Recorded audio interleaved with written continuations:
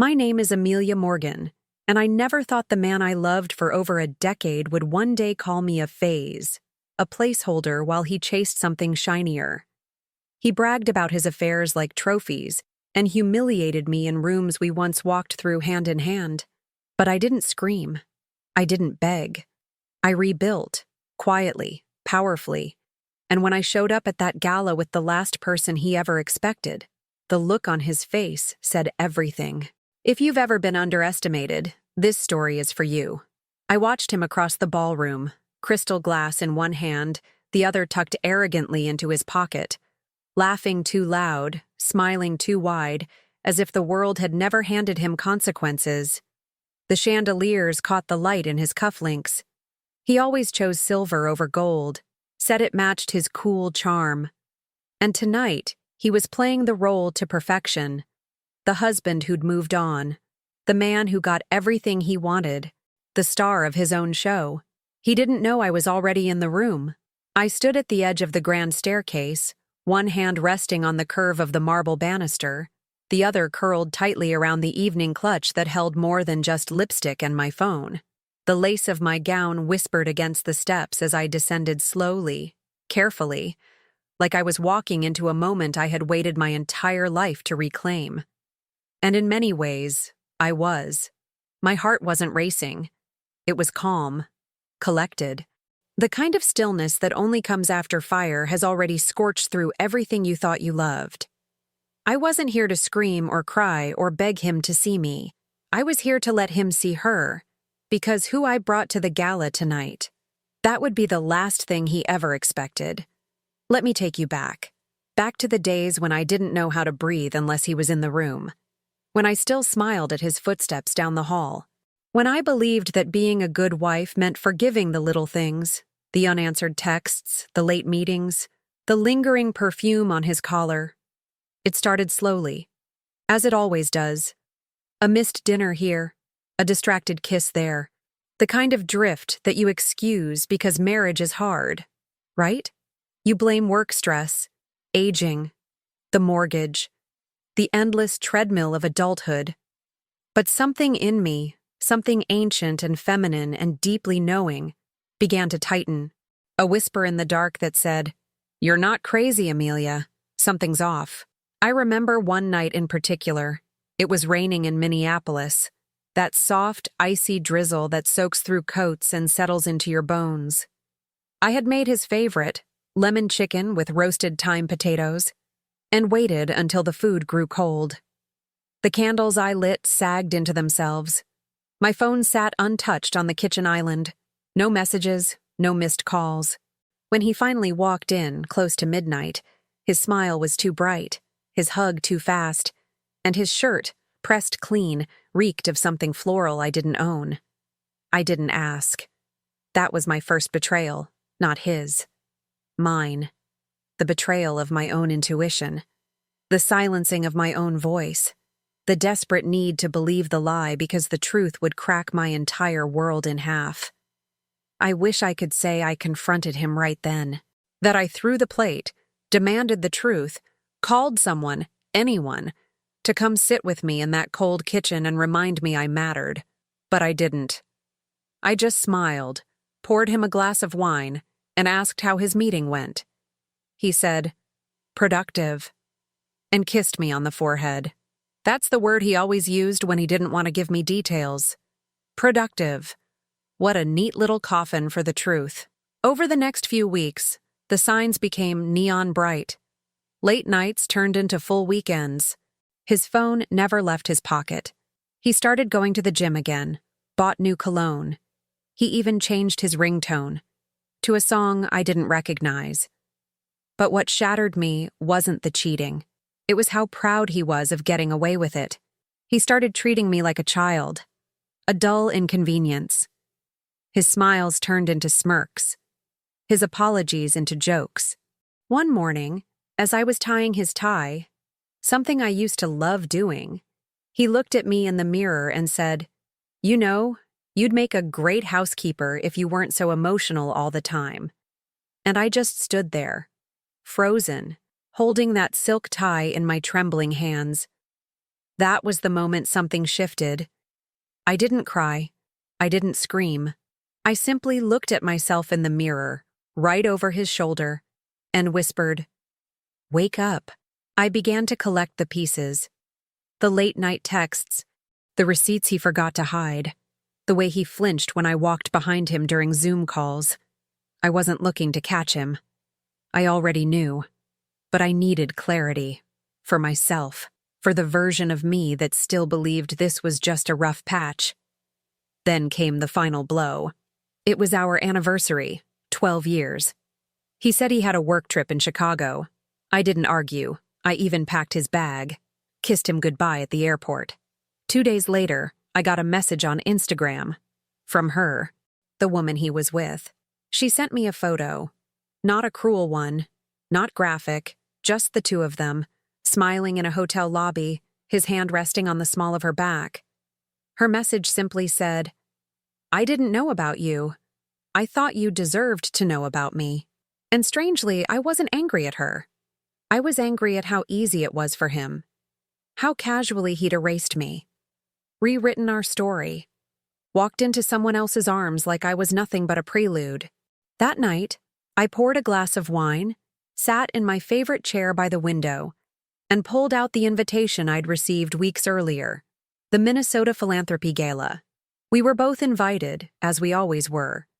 He'd already RSVP'd, yes, alone. I stared at the gold lettering, at the blank space that read, +1, and I knew exactly who I was going to bring. Not to make a scene, not to seek revenge with noise, but to reclaim the space he tried to steal from me, to remind him, and myself, who the hell I was before I ever loved him. That brings us back to tonight, to this ballroom, to the moment I stepped into the light and watched his face collapse the second he saw me, and who was standing beside me. But I won't tell you just yet who I brought. That moment deserves its own spotlight, because the look on his face was worth every shattered piece of my past. Before the betrayal, my life looked perfect. Not loud, not flashy, but tastefully curated. We lived in a brownstone just off Summit Avenue, one of those historic homes with creaky floors and stained glass windows that caught the morning light just right. I had a garden in the back where I grew lavender and white roses, and a sunroom where I read novels I never finished but loved anyway.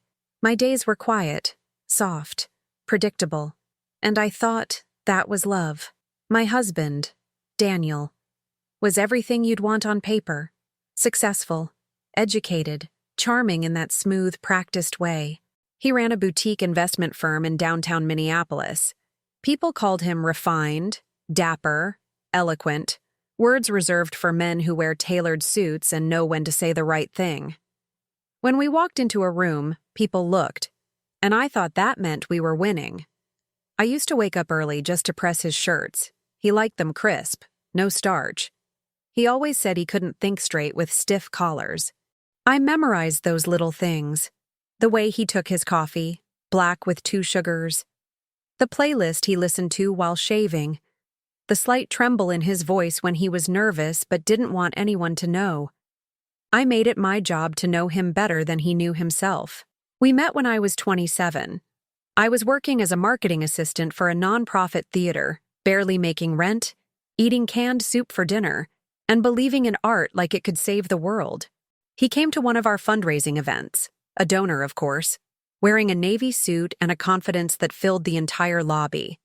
He listened to me talk about Shakespeare and ticket sales with a fascination that felt rare. Real. Like I wasn't just another girl with student loans and chipped nail polish.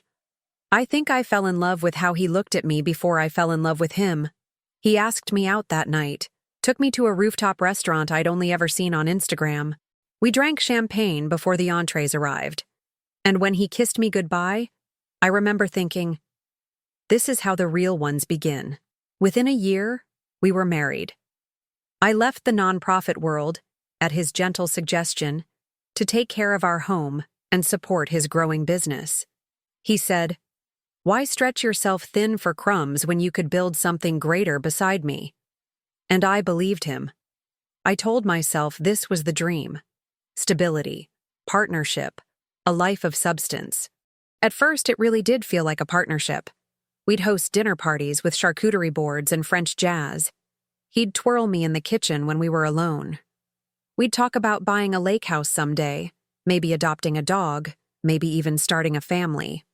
I had Pinterest boards filled with nursery color palettes and baby names I never told him about. It was a quiet hope I held close, like a secret prayer. But slowly, that dream began to erode. So slowly I almost missed it. It was in the way he started correcting me at dinner parties. Tiny things. A misquoted stat. A story I'd already told. Always with a laugh. Always with a just helping. Then came the way he'd order for me at restaurants. She'll have the salmon, she always does. Even when I was craving steak. It wasn't malicious. Not at first. Just subtle edits to my life. Little moments of control dressed up as care. I once told him I wanted to go back to school for design. Something creative. Something mine. He smiled and said, "Why would you put yourself in debt for a hobby? You have everything you need right here." And maybe that was true. But something about how he said it made me feel small. As if dreaming made me greedy. Still, I brushed it off. I told myself it was love. That his way of protecting me just didn't look like the movies. Our routine was familiar. He'd leave early for work. I'd stay behind, make the bed, fold the towels just the way he liked them. I'd go to yoga, meet friends for brunch, pretend not to notice how I always watched the clock. I measured my worth by how peaceful the house was when he came home. If the lights were dim, the dinner warm, the wine poured, I believed I had done my part. I didn't realize I had slowly disappeared in the process. My friends started noticing before I did. Claire, my best friend since high school, once said, "You always talk about him, but you never talk about you." I laughed it off, said I was just happy, that I didn't need drama to feel alive. But I did need something, because underneath all the perfection, there was a quiet ache, a growing emptiness I couldn't name. And Daniel? He started shining more the duller I became. His firm expanded. He hired younger associates, sharp, ambitious, wide-eyed. He started going on more business trips. His gym bag lived in the trunk of his car, and he smelled different, always like something new. He was never cruel, never overt. But the coldness was there, just beneath the surface. I remember one night, we were getting ready for a gala, our third one that year. I wore a wine-colored dress I had been saving for something special. As I walked out of the bedroom, heels clicking, he looked up from his phone, barely glanced at me, and said, "You always wear that cut. Don't you want to try something new?" Just like that, I shrank 2 inches. That was his gift, the ability to break me with compliments that felt like questions. And I held on to this idea that if I could just be better, prettier, quieter, more agreeable, he'd return to the man who once kissed my forehead in grocery store aisles. But here's the truth I wasn't ready to admit. Daniel was never that man. Not really. He was always curated, always performing. He liked mirrors more than windows. He didn't want to see through people. He wanted people to reflect him, admire him, need him. And I was perfect for that, until I wasn't. The turning point came in small, sharp moments, like the night he laughed when I tripped in heels on the sidewalk, not out of concern, but amusement. Or the time I surprised him at his office with lunch, and he barely looked up, just said, "Next time, text first." Like I was an inconvenience in a life I helped build. But the moment that haunts me most? It was an afternoon in early spring. I found an old photo of us, on our honeymoon in Tuscany. I was in his arms, laughing into the sun. I walked into his office, held up the frame, and said, "Remember this?" He looked at it for half a second and said, "God, I used to be so skinny." That's when I realized he didn't miss the moment. He missed the man he used to be. I had become a background character in his self-obsessed narrative. And still, part of me held on to the hope, the routine, the crumbs. Because when you build a life with someone, you don't just leave it at the first sign of rot. You try to clean it. Save it. Pretend the floorboards aren't warped. But there comes a point, quiet, sacred, where you realize you're not living, you're preserving. And that moment was coming for me. I just didn't know it would arrive through an Instagram message, or that the woman he cheated with would be the one to wake me up. It was a Tuesday afternoon when my world folded in on itself. You always think it's going to be a thunderclap, some dramatic explosion with yelling and slamming doors. But it wasn't. It was a phone vibrating on the counter while I was chopping onions. Just a hum, a blink, a name I didn't recognize, and a message that didn't belong on my husband's screen.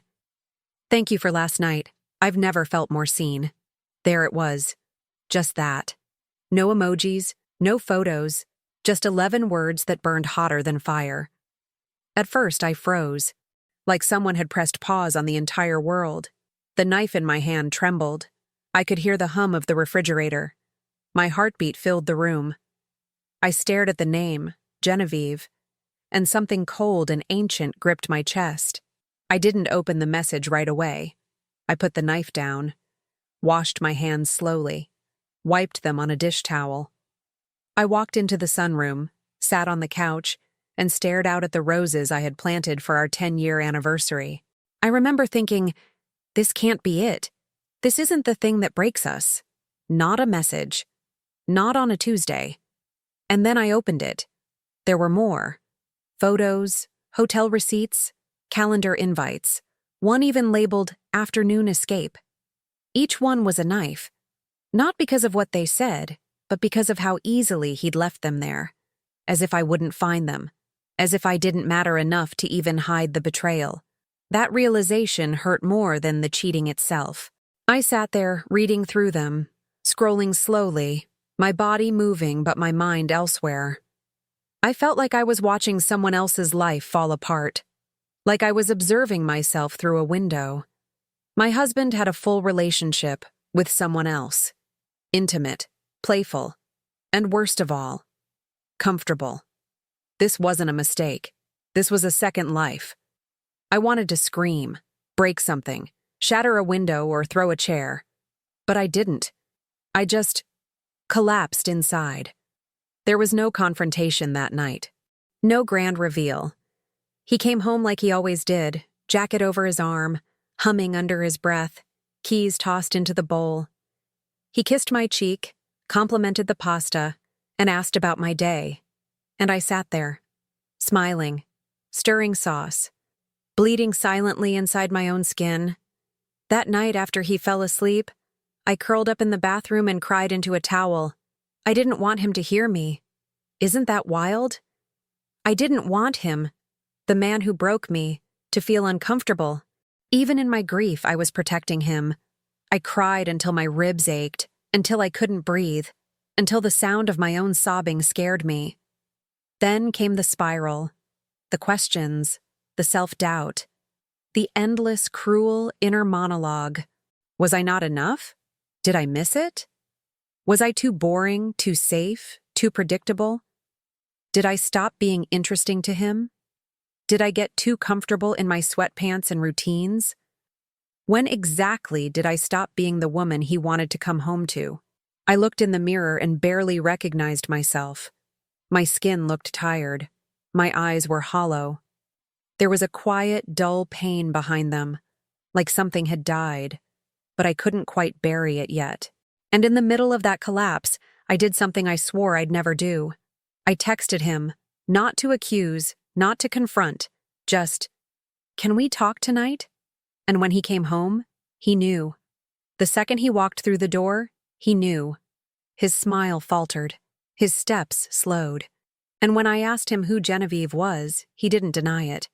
He just sighed, like he was relieved, like he was tired of hiding. Then he said the thing that gutted me. "I didn't think you'd care this much. We've both been drifting for a while, haven't we?" Drifting? We? The gaslighting was surgical. He spoke in vague platitudes. People change. Love evolves. We want different things now. He even tried to frame it as opening new chapters, like this was some shared journey of transformation, as if betrayal was a spiritual awakening. I listened, silent, numb, floating above my body, and then he said, "You've been so calm lately. I thought maybe you had someone too." That broke something in me, because it wasn't just infidelity, it was invalidation, dismissal, the casual erasure of my pain, my devotion, my identity as a wife. He asked if I wanted a divorce that night. Just like that, over takeout, with the TV playing in the background. I said nothing. The next few weeks were a blur of paperwork, silence, and survival. I stopped eating. I couldn't sleep. My body ached in places I didn't know held grief. I'd sit on the edge of the bathtub for hours, just trying to remember what my life looked like before him, trying to anchor myself to a version of me that wasn't defined by his presence. But I couldn't find her, because somewhere along the way, I had handed him the blueprint to my worth. And now that he was gone, I didn't know how to rebuild. Friends reached out. Claire came over with wine and playlists and movies she thought would cheer me up. But nothing pierced the fog. I smiled when they were around, laughed even. But the second they left, the silence swallowed me whole. I deleted social media, stopped answering texts. I felt like a failure, like I had somehow ruined the only thing I was ever really good at, being his wife. And yet, buried inside the despair was something else. Faint, flickering, rage.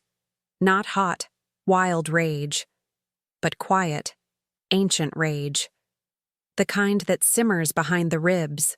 The kind that remembers every sacrifice, every silenced instinct, every time I chose to stay when I should have run. I started writing letters. Not to him, but to myself. Letters of grief, of fury, of awakening. I wrote down every moment I had abandoned myself, every time I said yes when I meant no, every time I brushed something off that cut me, every time I chose peace over truth. And as I wrote, something strange began to happen. I began to remember myself, not the wife, not the shadow of his ambition. Me, Amelia, the girl who once danced barefoot in grocery store aisles, who loved jazz and espresso and old bookstores, who dreamed of starting her own interior design studio, who felt things deeply and loudly and without apology. She had been buried, but not dead. And when I finally signed the divorce papers, pen steady, spine straighter than it had been in months, I felt a shift. Not freedom yet, but permission to stop shrinking. To stop chasing explanations, to stop mourning someone who never truly saw me. He was already bragging. I heard from mutual friends. He was laughing over drinks, telling people he upgraded, that we'd both outgrown each other, that I'd be fine. I always land on my feet. And in a twisted way, he was right. I did land on my feet, but not in the way he imagined. Divorce doesn't end with a signature. It lingers. It seeps into your socks, your coffee, your skin. It follows you into the grocery store and sits with you at red lights. I thought once the papers were signed, I'd feel relief, that a curtain would fall and I'd finally exhale.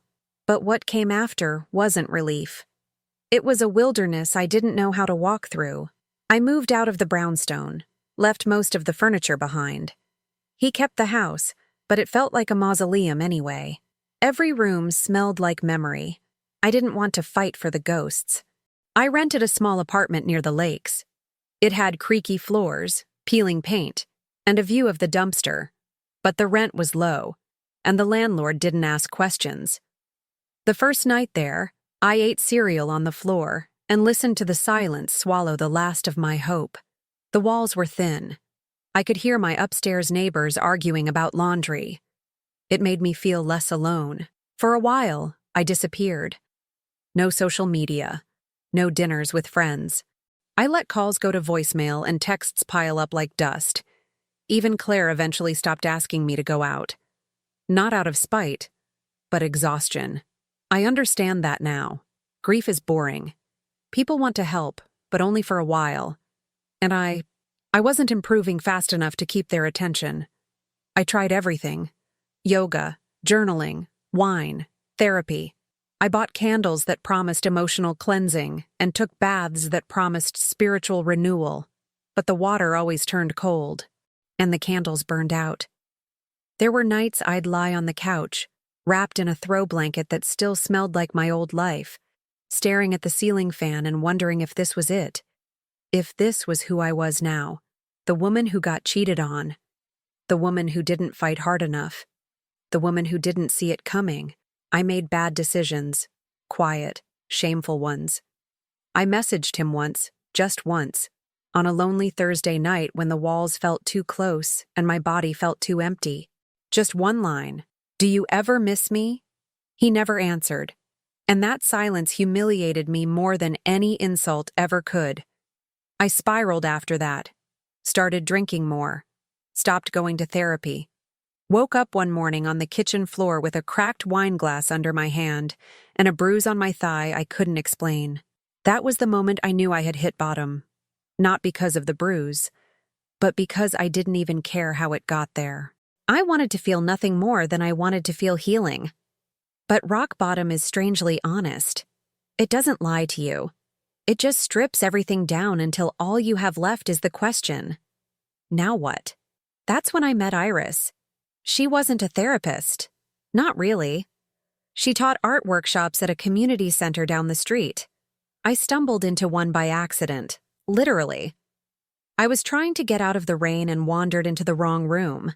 There were 8 women sitting around a table, painting quietly. No music, no pressure, just soft light and the smell of acrylics.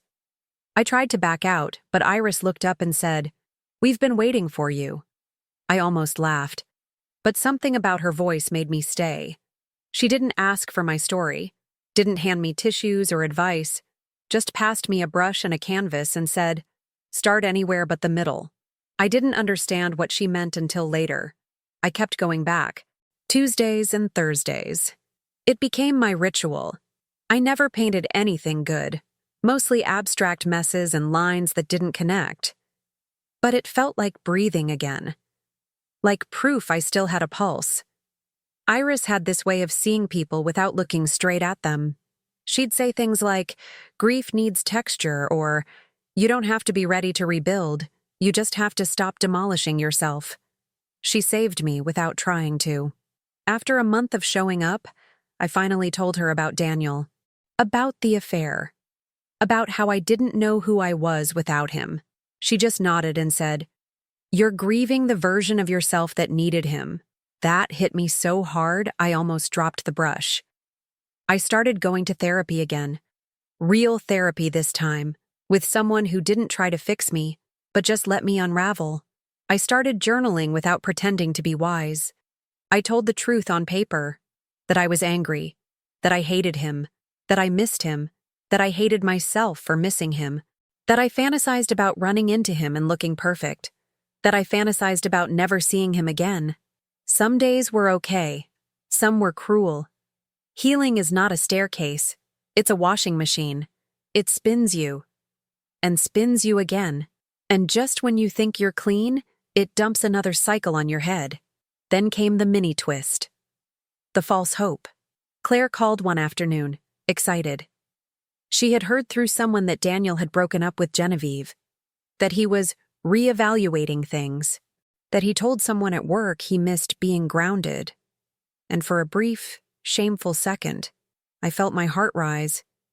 Not because I wanted him back, but because I wanted to believe he finally saw my worth, that he missed me, that maybe, just maybe, I wasn't the one who failed. So when I ran into him at a downtown fundraiser, our first accidental meeting since the divorce, I thought I was ready. I wore a soft blue blouse, fresh blowout, heels I hadn't worn since before the collapse. He approached me first, smiled, said I looked beautiful, and then, right as I felt the tiniest flicker of vindication, he leaned in and said, "You seem happier. I'm glad. I always said we brought out the best in each other. We. Always. Best." like he hadn't scorched the earth and left me bleeding in the ashes.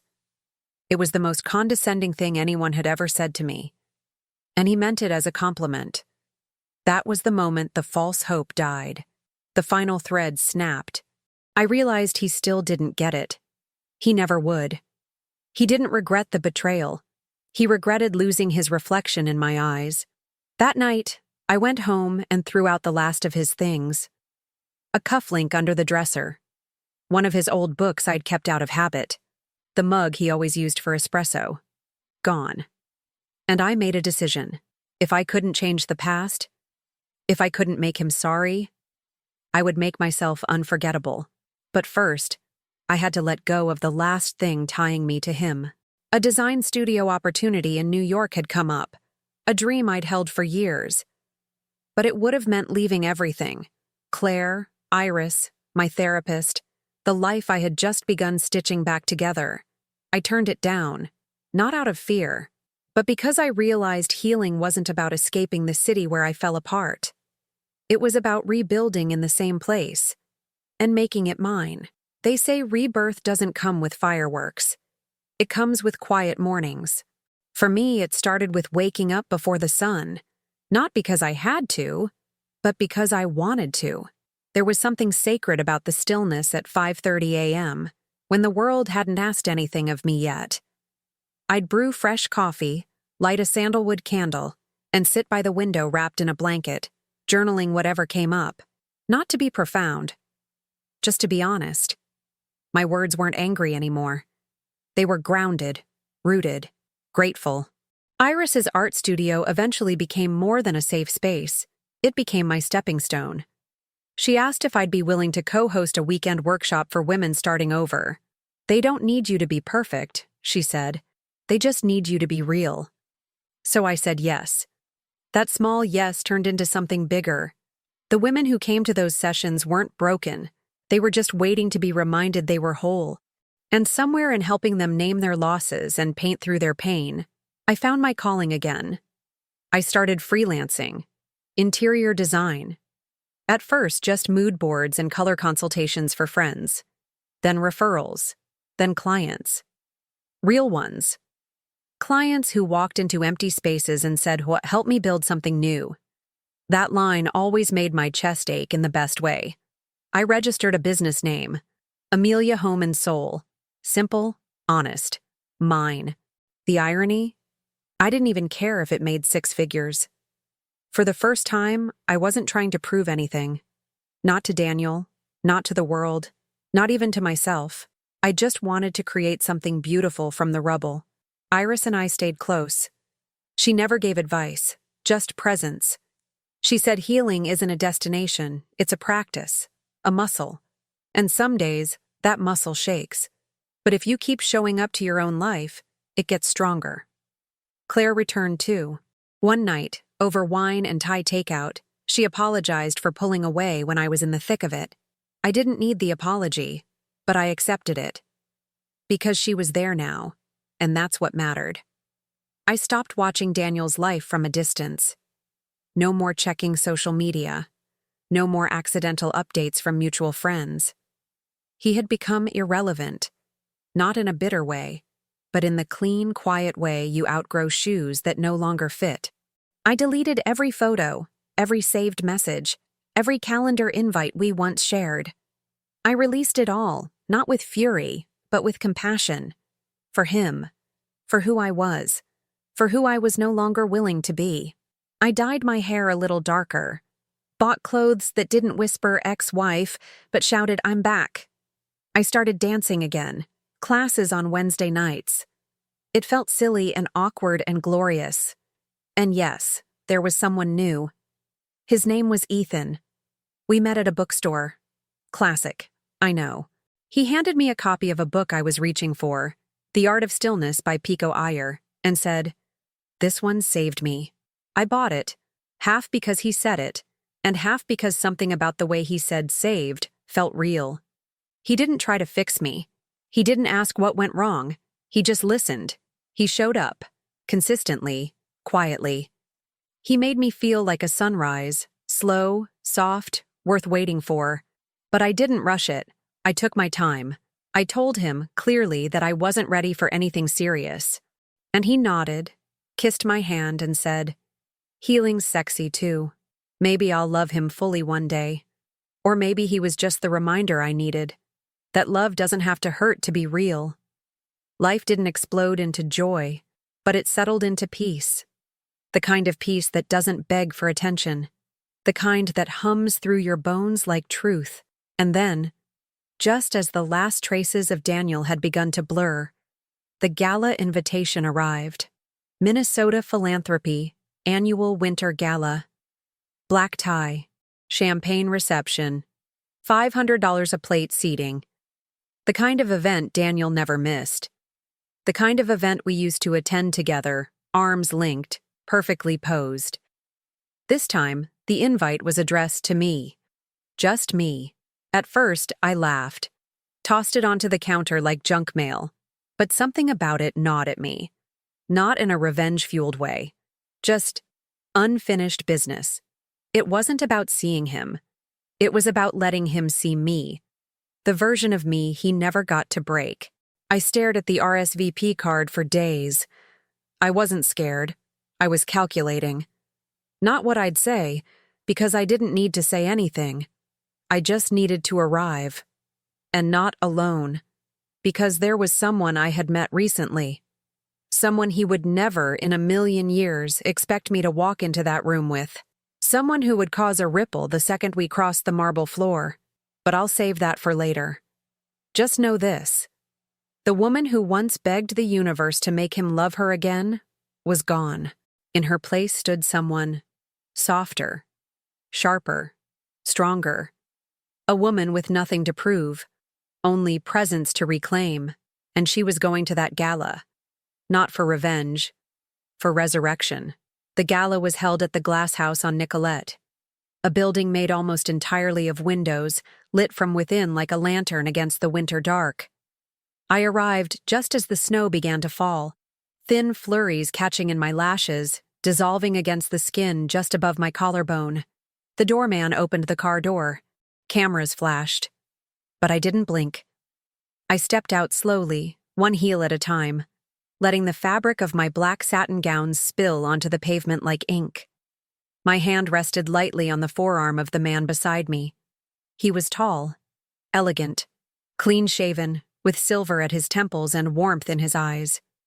He wore a custom suit but carried it with quiet ease. Less a performance, more a presence. And when we walked through those golden doors, the air shifted. Chatter softened. Heads turned. A pause, subtle but unmistakable, moved through the crowd like a breath held too long. Because everyone recognized him. Dr. Thomas Redford, head of the Minnesota Mental Health Fund, former professor at Yale, widely respected, widely admired, and standing at my side with effortless grace. And then I saw Daniel, across the room holding a flute of champagne, mid-conversation with a man in a burgundy tux. Laughing, his signature social laugh, sharp and self-assured. He looked good, too good, like someone trying very hard to look unbothered. He didn't see me at first. Not really. He caught the movement, glanced our way, then did a double take.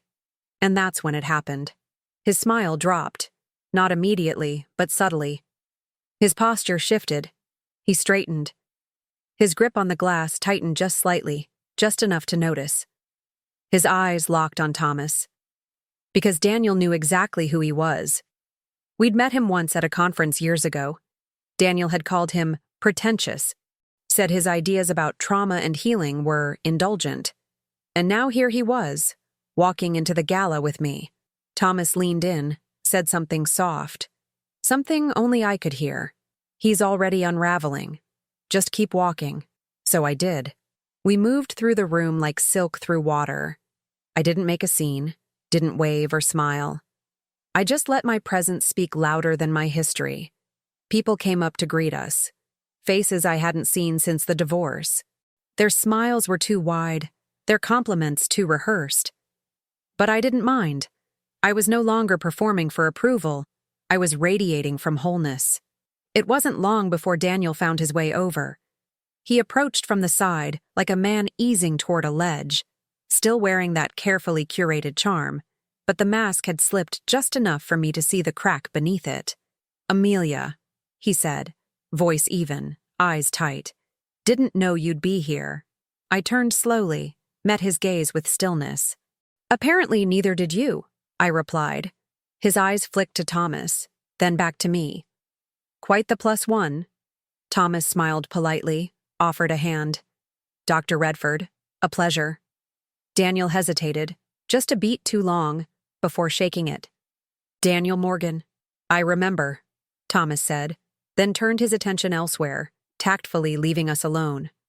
We stood there for a moment, surrounded by murmurs and string music and soft clinking glasses. Just the two of us, finally on equal ground, but in very different worlds. Daniel cleared his throat. "You look... well, I mean that." I nodded once. "I am." He studied me. Really studied me. And for the first time in years, I didn't shrink under his gaze. "I heard you started a business," he said, as if he were making conversation with a distant cousin. "I did. That's good.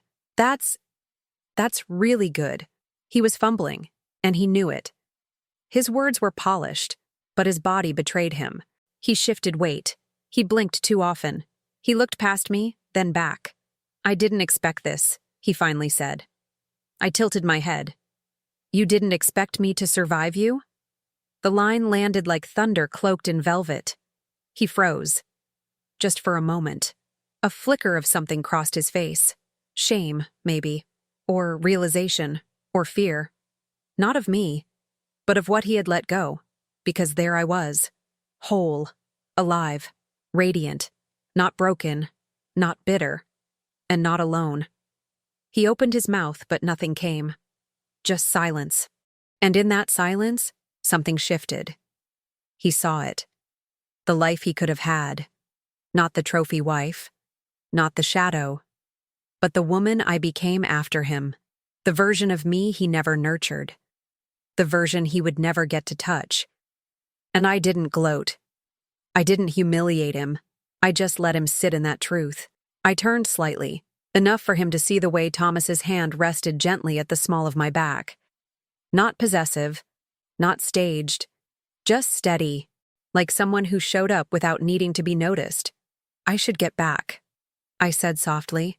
Daniel nodded, jaw clenched. And just before I walked away, I paused, looked him straight in the eye, and said the one line that ended it all. "Thank you for breaking me, so I could build something you'll never be invited into." Then I walked away. Not fast, not slow, just certain. I didn't look back. I didn't need to. Because the power wasn't in what I said. It was in who I had become, and he felt it.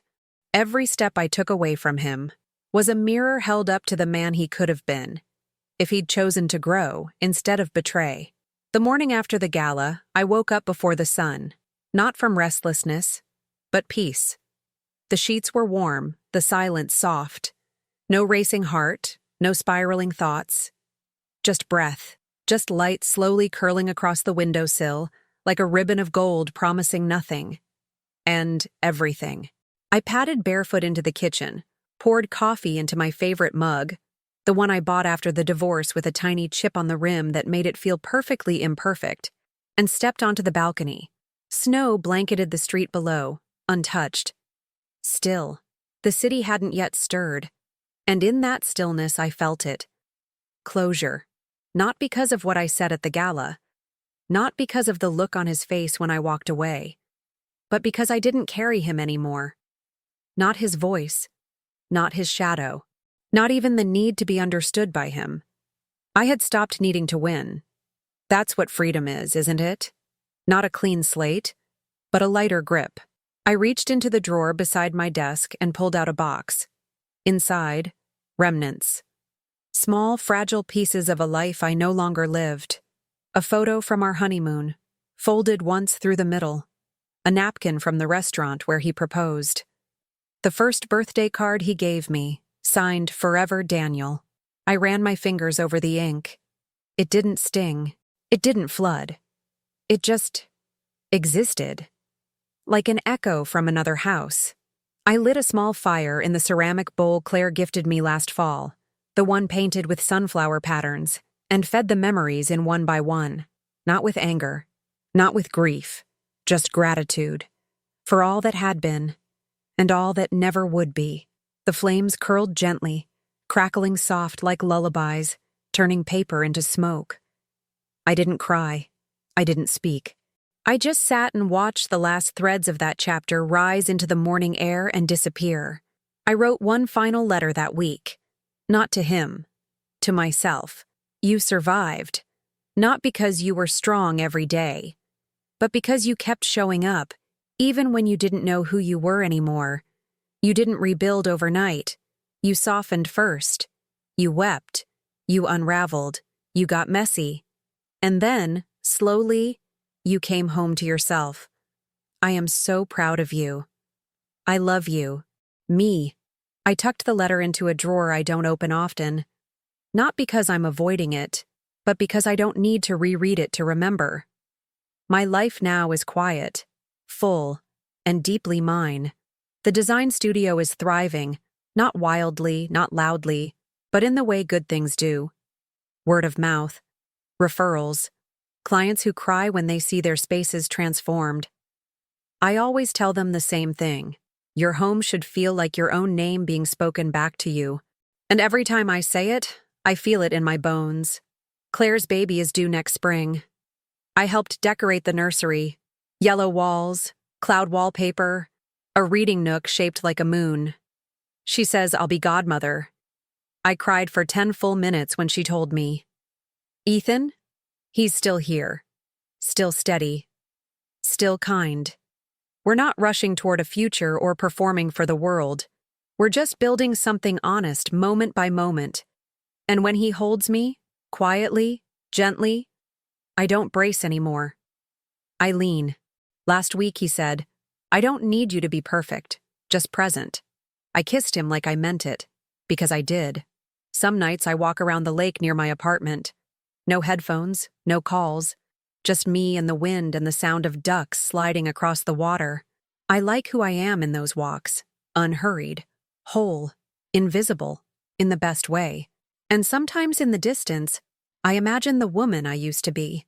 She's sitting in that cold brownstone kitchen, waiting for a man who isn't coming home. She's staring at her phone, thinking she imagined the betrayal. She's folding his shirt for the 10th time, hoping the crease will fix something.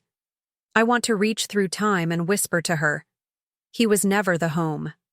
You are. The confrontation didn't give me closure. It gave him consequence. The closure came long before that night. In the art. In the silence. In the remembering of myself. And that's what I want to leave you with. Not the scandal. Not the revenge. Not the drama. But the quiet kind of power that comes when you finally stop waiting to be chosen. And choose yourself instead. If you're listening to this, and you're in the thick of it, if your heart feels heavy, and your soul feels hollow, and you don't know who you are without them, let me tell you, you are not lost. You are becoming. And I promise, when the light returns, even in small flickers, it will feel like the softest miracle. Just keep walking.